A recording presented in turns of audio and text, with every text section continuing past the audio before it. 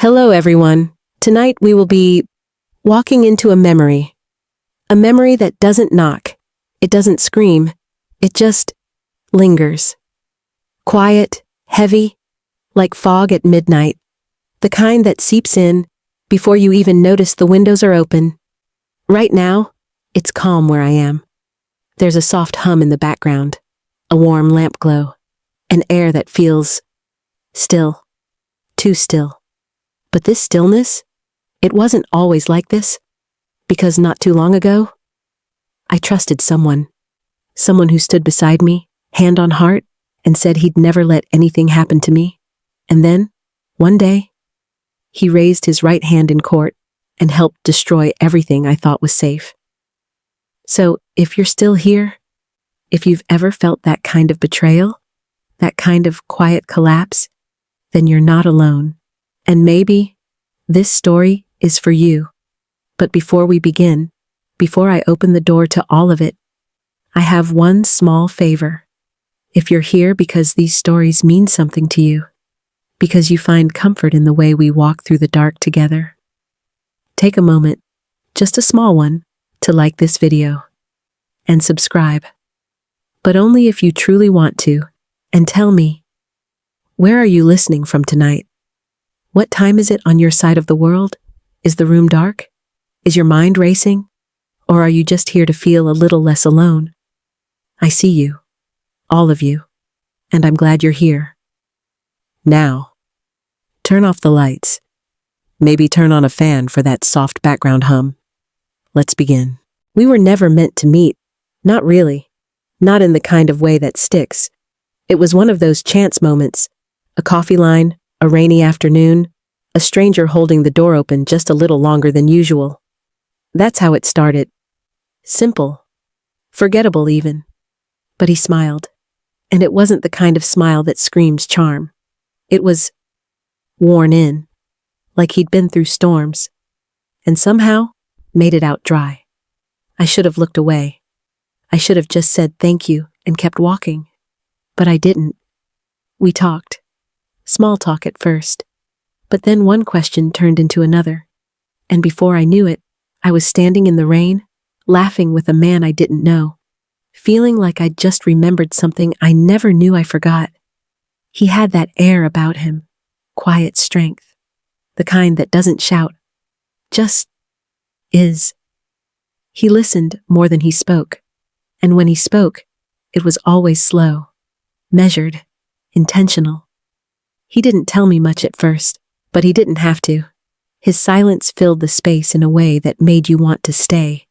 We exchanged numbers, not because of sparks, but because it felt like the natural thing to do. No pressure, no performance, just a soft, maybe I'll see you again. And I did, again and again. It's strange how quickly someone can become a part of your day. A message in the morning, a check-in at night, a walk that turns into dinner, that turns into stories, that turn into secrets. I didn't know it then, but the most dangerous people in your life don't come in like storms. They arrive like sunlight, gentle, warm, and easy to love, until they burn. He told me he'd been hurt before, not in the way people say it to make conversation, not a throwaway line. No, his voice dipped lower when he said it. His eyes pulled away from mine, and there was something in his posture, a kind of quiet bracing, like he expected me to leave. But I didn't. He said he'd been in love once, deeply, stupidly, and that she left him when he was at his lowest. Said he wasn't stable enough. Said he was too intense. And when I asked what that meant, he smiled, that same tired smile. It means I cared more than she did. It was the kind of answer that doesn't leave room for follow-up, so I just nodded, let it sit between us like fog. Over time, the layers peeled back. Not all at once, just a piece here, a fragment there. He'd grown up rough. Dad was in and out. Mom tried, but couldn't hold it together. Foster homes, missed birthdays, bruises that weren't always on the skin. He told me that when he loves, he protects. that he doesn't do casual, that if I let him in, he wouldn't leave. And for someone like me, someone who spent most of her life waiting for people to stay, that was everything. He started walking me to my car, started texting me before I could even think to reach out, started picking up little things I mentioned once, as if remembering them proved his worth. And I ate it up. I did. Because we all want to be seen, don't we? We all want someone to look at us and say, I choose you, no matter what. And that's what I thought I had. A protector, a safe place, a home in human form. But there's something I've learned since. Something I wish I knew then.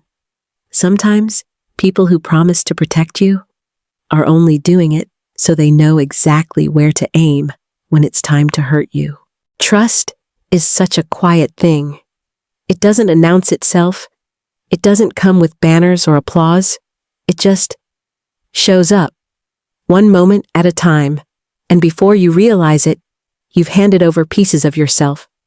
Small ones at first, but eventually, the parts that matter most. That's what happened with him.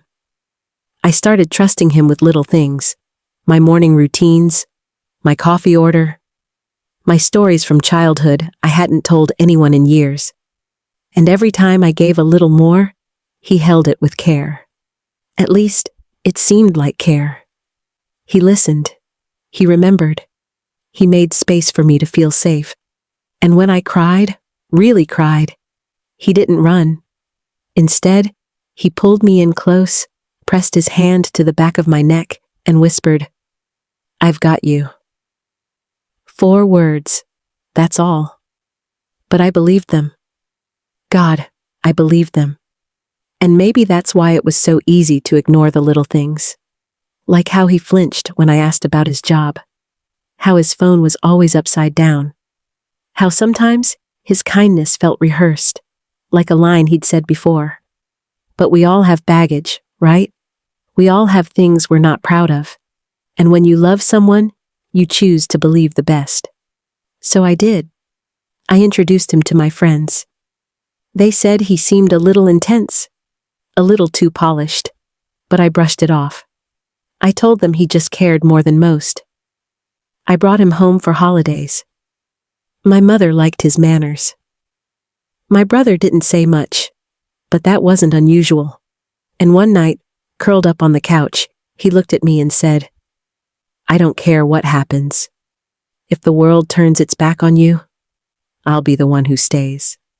I should have felt comfort. Instead, for just a second, something cold crawled up my spine, like a shadow I couldn't place.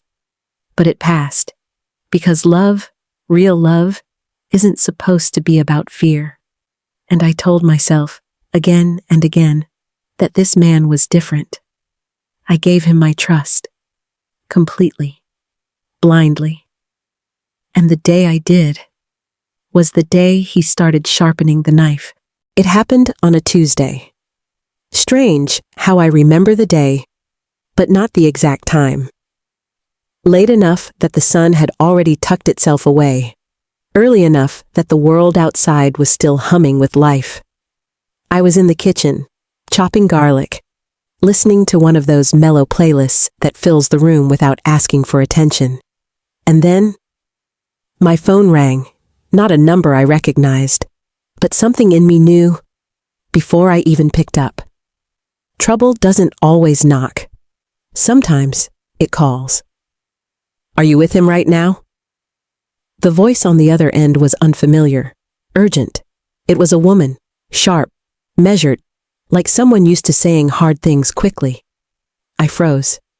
She said his name, asked again if I was with him, told me, in one breath, that he'd been involved in something serious, that law enforcement had been trying to reach him, that I might be in danger just by being close to him.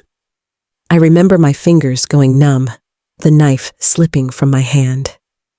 Garlic scattered across the counter like confetti from a celebration that never happened. I told her I didn't know where he was, which was true.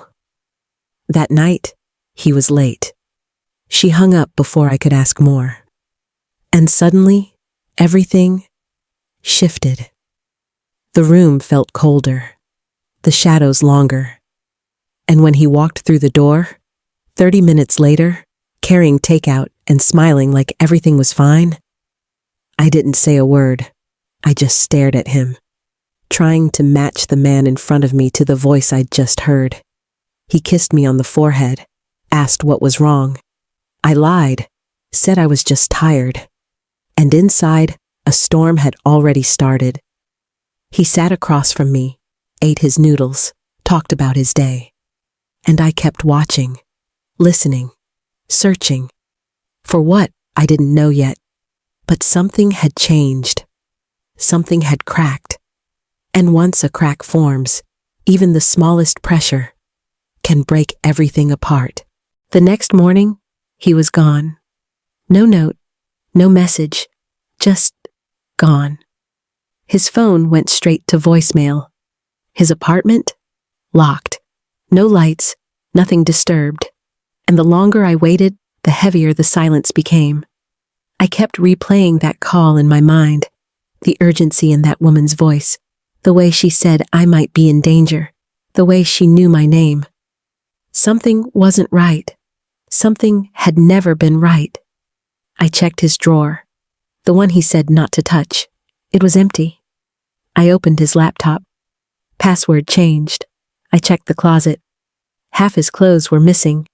And then I found it, a single manila folder, stuffed in the back of a cabinet, wedged behind a pile of receipts and expired coupons. Inside, photocopies of IDs that weren't his, bank statements and names I didn't recognize, a prepaid phone, and tucked in the corner, a photo of me, smiling, laughing, at a cafe I didn't even remember being in. He took it from afar, the angle, the blur, the distance, and it hit me. This wasn't someone who fell in love with me. This was someone who chose me, picked me, watched me. My hands were shaking. My breath came in short bursts. And for the first time, I realized I didn't know him. Not even a little. I wanted to call the police. But what would I say? That my boyfriend vanished and left behind fragments? Clues that didn't yet add up to a crime? And more than that, I was scared.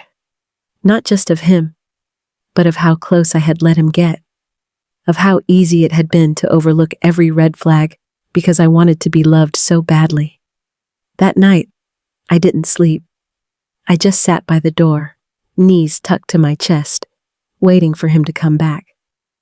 And terrified that he would. 2 days passed. Still no sign of him. No calls, no texts, no knock at the door. I started convincing myself maybe it was all a misunderstanding. Maybe that call was a prank. Maybe he just needed space. But deep down, I knew. We always know. On the third morning, I got a visit. A man in a gray suit. Badge flashed, tone calm but clipped, like someone used to delivering bad news without flinching. He asked to come inside. I let him. We sat on the couch. The one he used to fall asleep on while I rubbed his back. The one that still smelled like his cologne. The agent. He introduced himself, but I forgot his name almost immediately. Asked me questions. How long had I known him? Did I know about his financial dealings? Had he ever talked about business partners? Had I ever seen large sums of money come or go? I just stared, mouth dry, heart loud, hands trembling in my lap. He told me, gently, that my boyfriend wasn't who he said he was. That he was under investigation for fraud, for wire transfers linked to offshore accounts, and for using romantic relationships as cover. And then, like a punch to the chest, he said, he's agreed to cooperate with us. In exchange, he's given a full statement, and your name is in it. I blinked. Not once, not twice, over and over, like I could somehow erase what I just heard, my name, in his statement. I told them, begged them, I didn't know anything, and they believed me. At least, the man in the suit did. He said I didn't seem like the type, that I looked surprised. But words don't erase ink, and my name was already on the page. I asked, "Will I be charged?" He said he couldn't say. That it was too early to know. That they'd keep me updated. And then he left. Just like that. And I sat there, in the echo of my own breathing, trying to make sense of how I went from being held by someone I trusted to being named by the same hands that promised they'd never let me fall. The envelope was plain, cream-colored, no return address. It looked harmless, like a wedding invitation or a bank statement. But the moment I touched it, I knew. It had weight. The kind of weight that presses on your chest before you even open it. Inside, a summons. My name, typed in bold letters, a date, a courtroom, an accusation, and his name, right there. Not beside mine, but above it, as a witness. He was testifying, against me. I sat at the kitchen table, the same one we used to have breakfast at. Him with his coffee, me with my toast and jam, and I stared at those words until they stopped meaning anything. I thought of every time he said I was safe with him. Every time he held my face and said I was the only one who understood. What a lie. What a cruel, careful lie. I called the number listed on the bottom of the paper. The clerk confirmed it. Yes, I was named. Yes, he'd submitted a statement. Yes, he would be present. I asked what I was being accused of. Fraud, conspiracy, accessory to interstate wire transfers. I laughed. Not because it was funny, because it felt like the only thing keeping me from screaming. I didn't know what any of those words meant in legal terms. But I knew enough.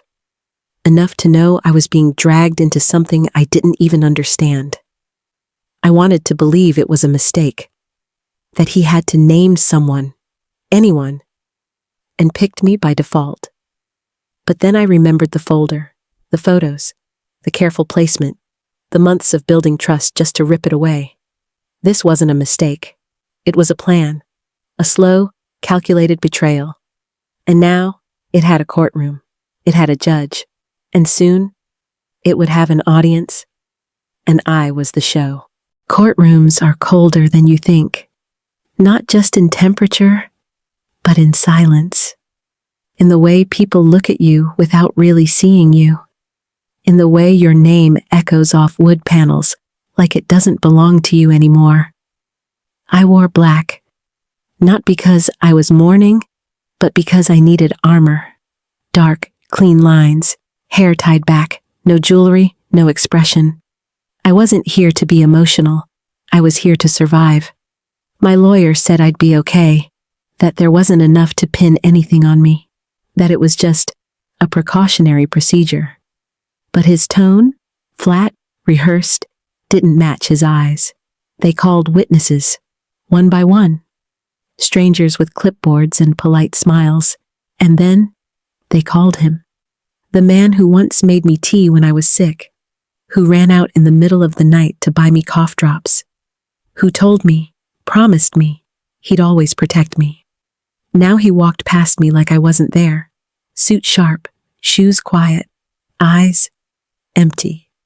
He took the stand, raised his right hand, swore to tell the truth, and then he began. He spoke calmly, methodically, like he was reading a script, said we'd been together, said I sometimes helped with his paperwork, said I asked questions about transactions, that I knew more than I let on. None of it was dramatic, none of it loud, but each sentence was a paper cut, thin, sharp, bleeding slowly. I wanted to stand, to shout, to say, "That's not what happened," but I didn't. Because I knew the rules, because I had to stay calm, because he wanted me to break. I looked at him, not hoping he'd look back, but to study his face. And what I saw there? Nothing. No guilt, no shame, not even satisfaction. Just a man doing what he needed to do to save himself. And I was collateral. The courtroom faded. The sounds blurred. But his voice, it stayed. Every word another nail in the coffin of the life I thought we shared. I was the villain in his story. That's how he framed it. That's how he shaped every sentence, with just enough truth to sound believable and just enough poison to make it lethal. He said I was emotionally unstable, that I had financial struggles, that I was eager to please, and he worried I might get involved too deeply without understanding. He painted himself as the reluctant partner, the one who tried to pull me out, but I insisted on helping. A helpless man, trapped by a woman too desperate to matter. I watched the jury. Their eyes flicked to me, quietly studying the woman behind the accusations. Not the woman he once kissed in the rain.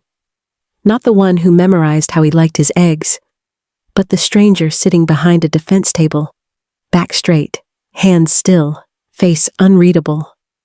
I wanted to scream, to stand and shout, "You know who I am. You know I didn't do this. You used me." But I didn't, because I could feel it. His plan? The trap wasn't just in the courtroom. It was in the emotional unraveling. If I fell apart, I'd become the story he was telling. So I sat there, drowning quietly. My lawyer leaned in, whispered, "He's setting the scene. We'll dismantle it later." But how do you dismantle a lie that feels like a memory? He brought up things only I told him in confidence. Moments I trusted him with. Insecurities, old debts, family issues, private thoughts I'd whispered into the dark. And now, each one twisted into motive. By the time he stepped down from the stand, I wasn't sure who I was anymore. He passed me without a glance. And for a second, just a second, I wished I could forget. Forget the man I met. The laughs, the long drives, the promises whispered at midnight. Because the man who sat in that courtroom, the man who said my name like it was dirt under his shoe, that wasn't someone I ever knew. And yet, he knew everything about me. That's what made it hurt the most. Betrayal doesn't come from strangers. It comes from someone who once held your hand and memorized the shape of your trust, so they'd know exactly how to break it. They say the truth will set you free, but in a courtroom, truth is just one version of the story, and the louder, more polished version, that's the one people tend to believe. The prosecution built their case like a puzzle, piece by piece, placing me inside a narrative that felt foreign and yet horrifyingly familiar. They used texts, out of context. They used photos, innocent ones, reframed to look suspicious. They showed emails, screenshots, bank statements with my name on shared accounts I never authorized. Each detail sharpened like a weapon. And there I was, sitting still, trying not to flinch. Because even if you're innocent, being accused like that, it does something to you. You start questioning yourself, your memory, your judgment. You ask, did I miss something? Was I really that blind? Could I have prevented this? And as the trial went on, the answer felt heavier and heavier. Maybe I could have, if I hadn't been so trusting, so eager to be loved, so desperate to believe that someone could care without an angle. Reporters showed up on day 3. Not many, just enough to make it real. I caught my name in an article headline, right beside the word accomplice. Accomplice. To what? To loving someone? To believing in someone who looked me in the eye and promised me forever? My friends stopped calling. My coworkers avoided eye contact, and suddenly, I wasn't just on trial in court. I was on trial everywhere, in whispers, in group chats, in glances that lasted a second too long. My life, the one I'd carefully built, was unraveling. And the worst part? He never once looked back. Never once acknowledged the damage. Never once blinked. I wasn't a person to him anymore. I was a shield, a scapegoat, a name he could hand over to save his own. And all I could do was sit there, quietly breaking in front of people who didn't even know my favorite color. The verdict came on a Friday, late afternoon. That strange, heavy silence just before dusk, when the sun hovers and the shadows get long and thin. I already knew the outcome, not from evidence, not from confidence, but from his face. He looked too calm, too rested, like someone who had already moved on while I was still holding my breath. The jury filed in, one by one, eyes straight ahead, no emotion, no recognition. The judge asked for the envelope, opened it with slow hands, and then, words, a string of them, each one landing like a stone in water. I wasn't guilty, not formally, not by law, not by their count, but it didn't feel like relief. Because the weight I carried, the damage he did, there was no verdict for that. The court adjourned. Chairs scraped, people stood. I stayed seated, just for a second, because my legs didn't trust the floor. He was gone before I even turned around. Vanished again, the way ghosts do when you stop believing in them. No apology, no backward glance. Just the echo of everything he'd taken. My name was cleared, but my world wasn't. My inbox was still full of questions. My job wasn't waiting. My friends were polite, distant, unsure. And I didn't blame them, because the stain of suspicion? It doesn't wash out easily. But here's the strange thing about truth. It doesn't fix what was broken. It just stands there, quiet, in the aftermath, waiting for you to start over. And that's what I did. Not because I was ready, but because I didn't want to live in the courtroom he built for me any longer. The verdict wasn't the end. It was just the start of learning how to breathe again without checking over my shoulder. And no matter how many times I tell this story, I still feel that silence. The one after the gavel drops. The one where everyone leaves except you. I moved, not far, but far enough that the streets didn't whisper his name. Far enough that I could walk without wondering if I'd see his face in a passing car, a cafe window, a shadow at the corner of my eye. Starting over isn't neat. It's not a clean break.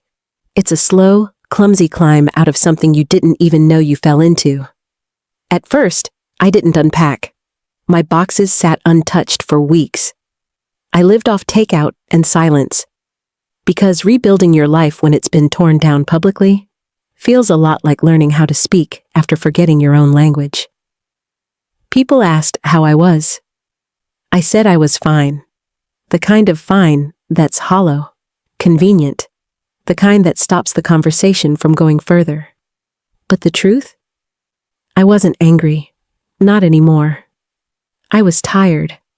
Exhausted by the idea that someone could hold your heart in their hands, study it, cherish it, then decide one day to use it as evidence against you. Healing didn't come in a single moment. There was no breakthrough, no sunrise epiphany. It came in fragments. Like the first morning I made coffee without thinking of him. Like the day I saw someone who looked like him and didn't flinch. Like the moment I laughed, genuinely, and realized I hadn't done that in months. I started therapy. I didn't go in to fix what was broken. I went in to understand why I gave so much of myself to someone who only saw me as an exit strategy. And slowly, with patience I didn't know I had, I began to pick up the pieces. Not to return to who I was, but to become someone new. Someone who didn't apologize for surviving. Someone who knew that being too trusting isn't a flaw, but a scar carved by the people who took advantage of it. Someone who finally saw that letting go isn't the same as forgetting. It's just choosing peace over proof. Months passed. Then a year. Then another. And with each one, his name held less weight, less sting, less power. I no longer woke up wondering where he was, what he was doing, if he still told the same stories, just with someone else now sitting across the table. I stopped imagining courtroom replays, stopped rewriting the trial in my head, changing my answers, thinking of clever things I should have said. What once played on loop faded into background static, and eventually, silence. I started writing again, not for anyone else, just for me. Journals filled with pieces of truth he never got to take.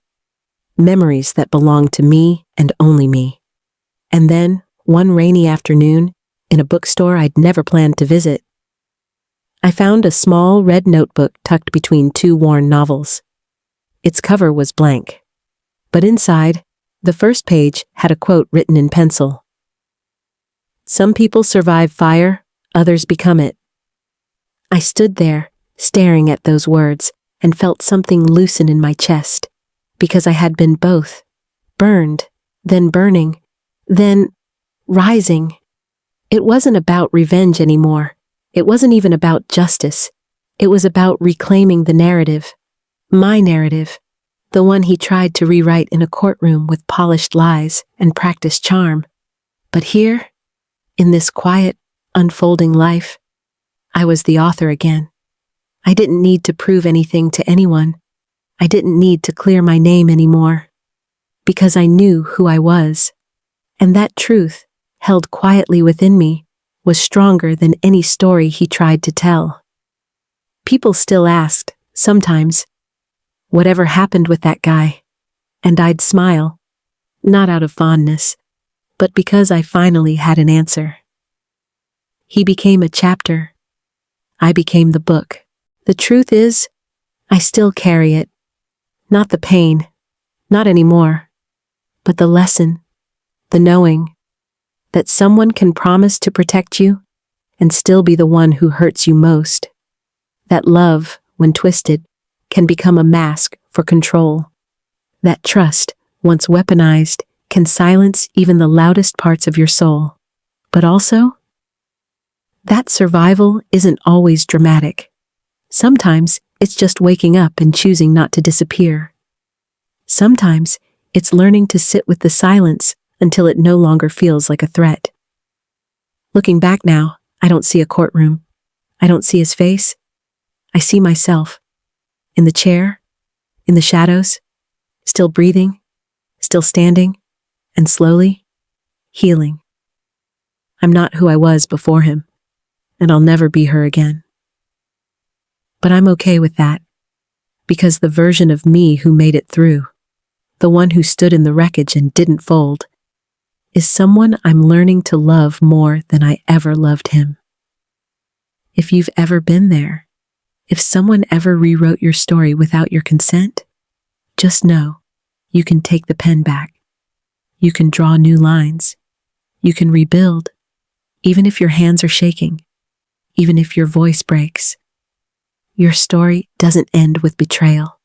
It ends with you choosing what comes next. And tonight, if you've made it this far, I want to thank you for listening, for sitting with me through this.